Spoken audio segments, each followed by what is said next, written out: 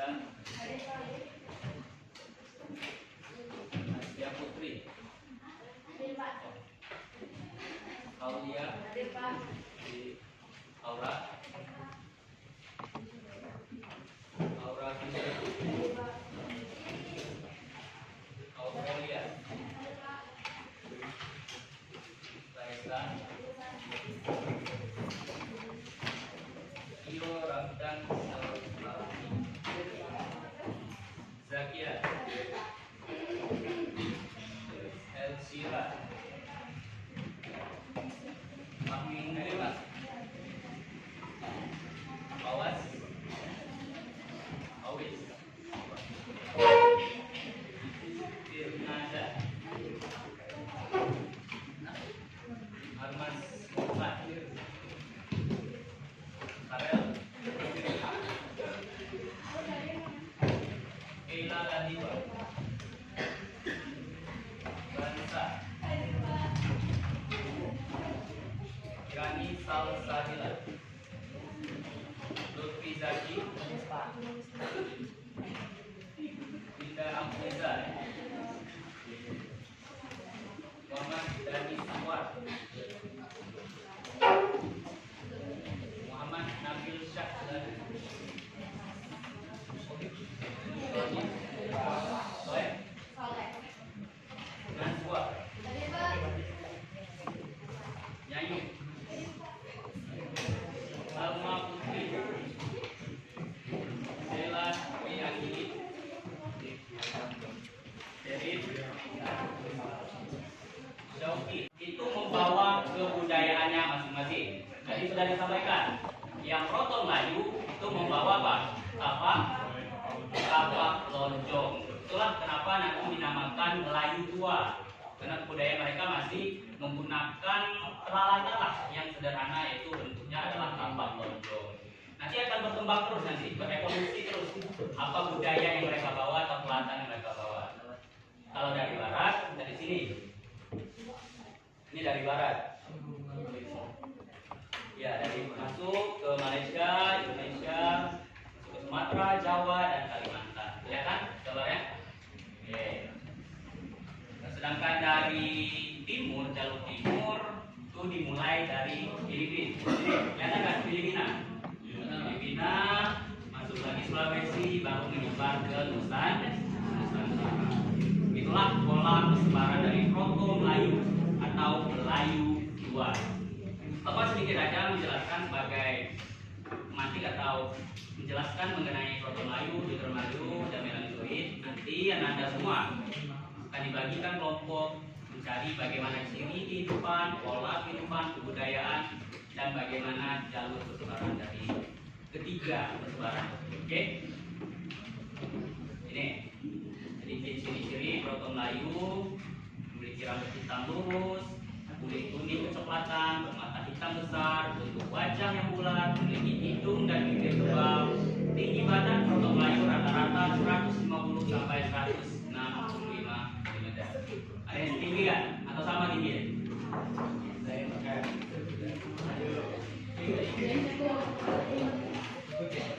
Ya, yang Proto Melayu itu lebih ke budayaannya bersifat sederhana karena mereka adalah Melayu tua. Salah satunya, jika ditanya nanti di ujian akhir semester, salah satu bentuk budaya ditinggalkan adalah tapak lonjong. Jadi harus dipahami bagaimana budaya ditinggalkan. Ini juga masuk nanti kalau dia ikut di ujian akhir semester, yaitu mengenai keturunan Proto Melayu. Ada suku Toraja, Sasak, Dayak, Nias, Batak, suku Alas, dan suku Gayo. Oke, kita next. Oke, setelah Proto Melayu, setelah persebaran Melayu tua, kita masuk ke Jutro Melayu. Ingat aja, kalau Proto itu tua,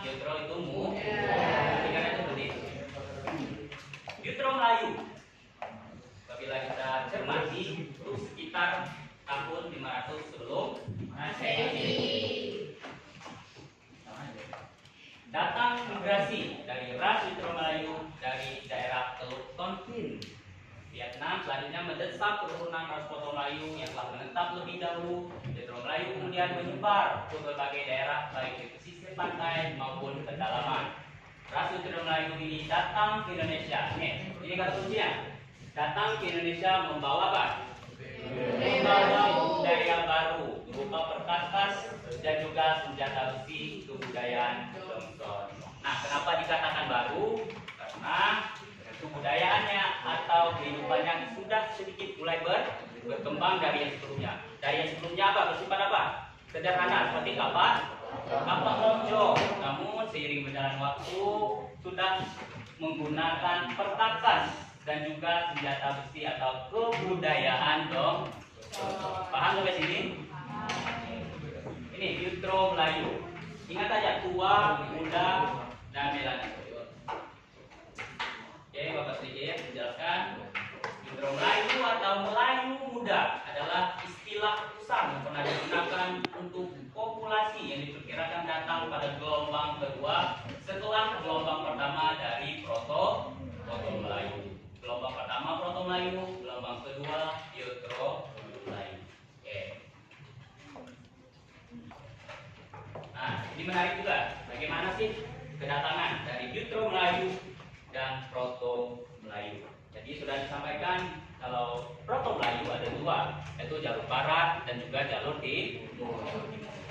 Kalau Jutro Melayu ke Indonesia bagaimana? Bangsa Jutro Melayu adalah bangsa Austronesia yang datang dari Yunan, Cina selatan. Kemudian masuk ke Indonesia pada sekitar 500 sebelum Masehi. Dari Yunan mereka menuju Indochina bagian utara dan masuk Indonesia menggunakan perahu bercaki melalui jalur barat. Kelihatan petanya?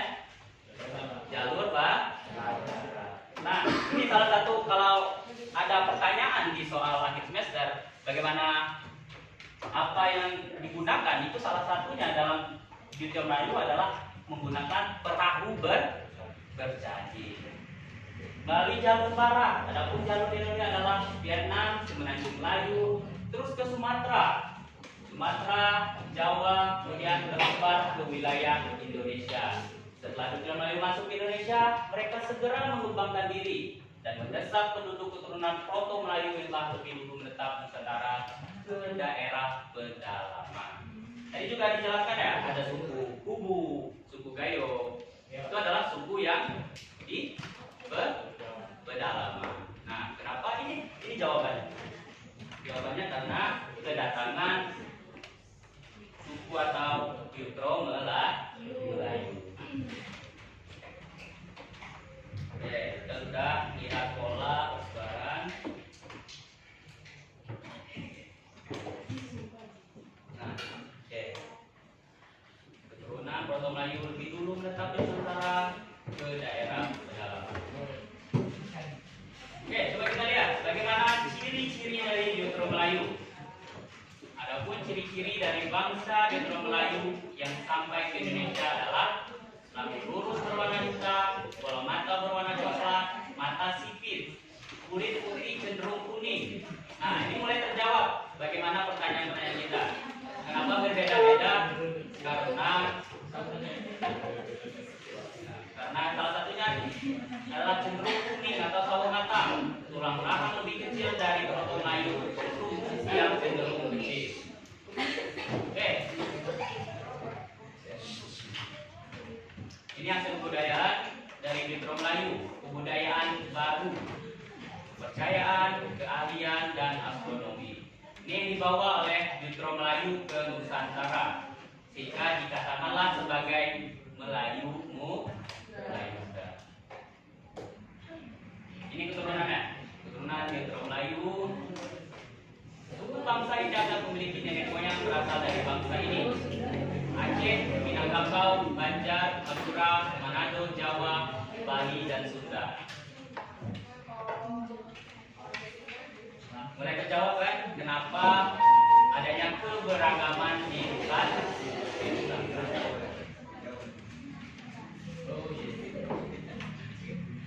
Oke, kita lanjut ke ras melanosoid. Pernah dengar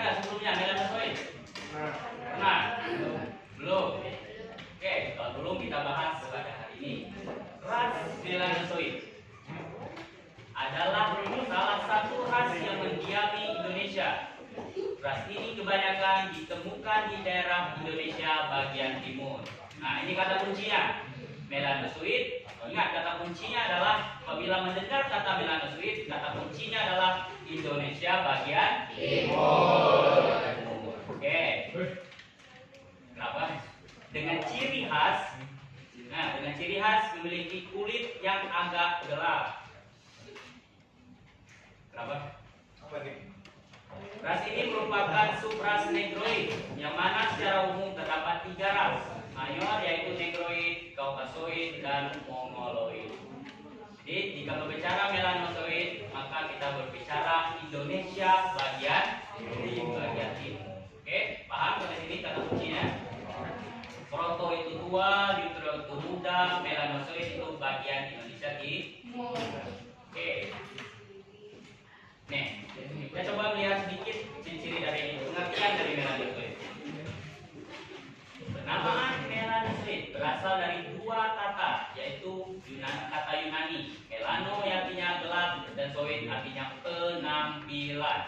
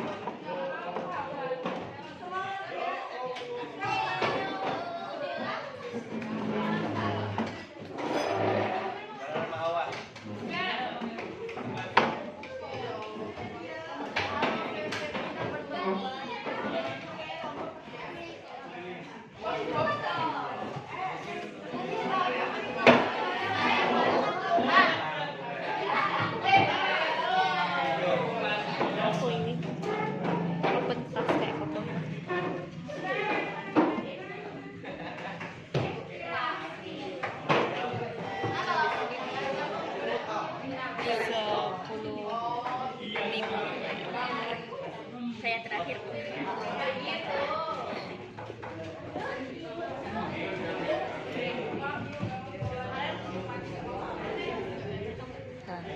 Jangan sini. Masing-masing kelompok sudah. Kelompok 1 mana? Kelompok 2, kelompok 3, kelompok 4, kelompok 5, kelompok 6.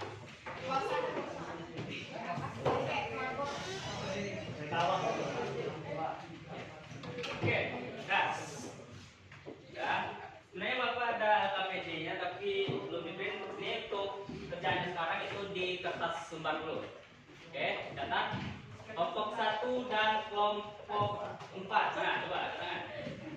Kelompok 1 dan kelompok 4 itu membahas mengenai proto Melayu.